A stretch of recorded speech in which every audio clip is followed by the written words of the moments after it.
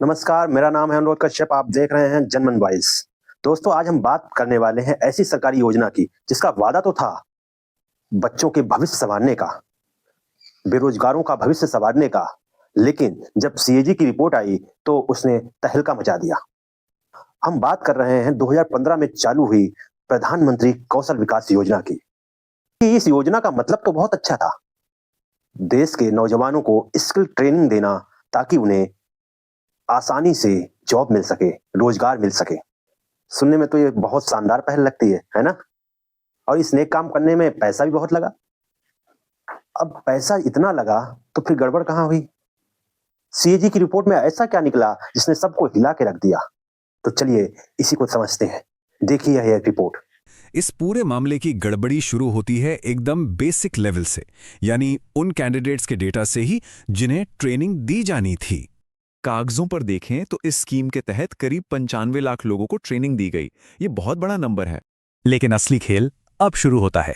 सोचिए, इन 9-9.5 लाख में से 90 लाख, जी हां 90 लाख लोगों का तो बैंक अकाउंट ही नंबर नहीं था, और ये तब जब ये कंपलसरी था।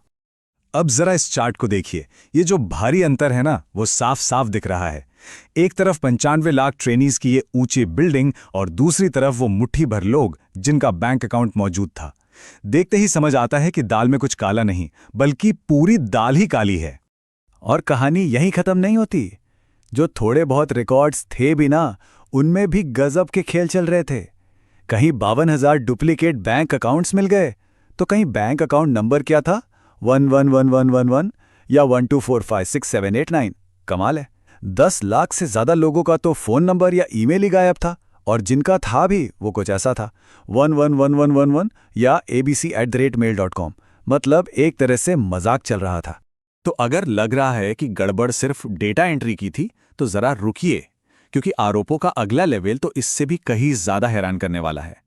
अब बात सिर्फ खराब डेटा की नहीं, बल्कि ट्रेनिंग के फर्जी सबूतों की है। अच्छा, पहले ये समझ लीजिए कि नियम क्या था।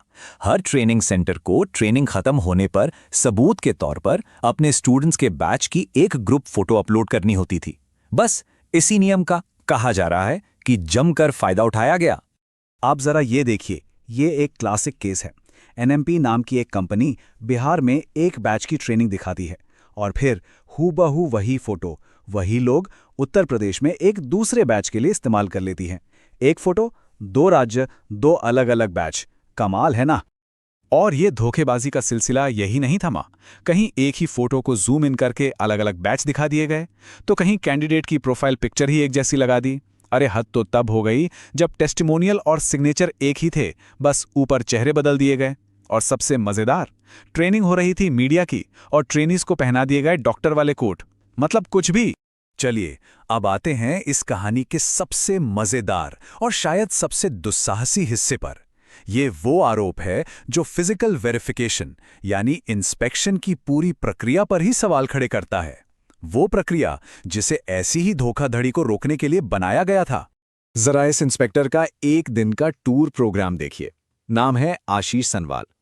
रिकॉर्ड के हिसाब से इन्होंने एक ही दिन में आंध्र प्रदेश, गुजरात और झारखंड में साइट इंस्पेक्शन किया। अरे रुकिए, सिर्फ इतना ही नहीं, उसी एक दिन में कर्नाटक, मध्य प्रदेश, महाराष्ट्र, तमिलनाडु और तेलंगाना भी घुमाए।